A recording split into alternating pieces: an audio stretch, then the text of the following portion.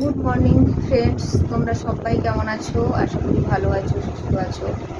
আমি একটু ভালো আছি, খুব ভালো বলবো না।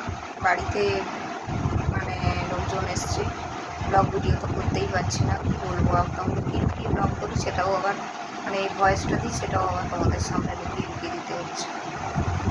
আমার নিজের শরীর ভালো নেই, রিপোর্ট উল্টাপাল্টা এসছে, এমন একটা মানে টেনশনের মধ্যে কাটছে, কি বলবো। তো ভাবলাম তোমাদেরকে একটু জানাই যে ভিডিও দিতে পারছি না, একটু পাশে থাকবে তোমরা প্লিজ।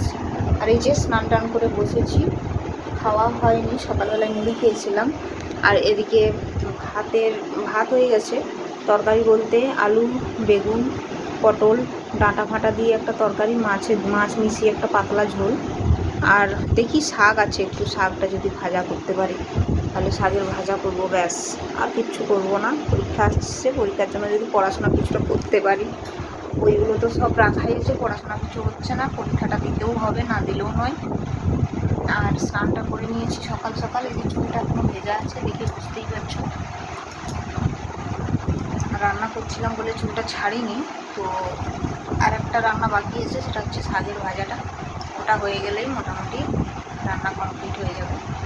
তো এই যে বসেছি, খাওয়া দাওয়া করিনি, সকালে যা খাওয়া দাওয়া করেছি ওটাতেই খাওয়া হয়েছে। আর এই প্রেগনেন্সির সময় সত্যি সবার সব রকম যায় না।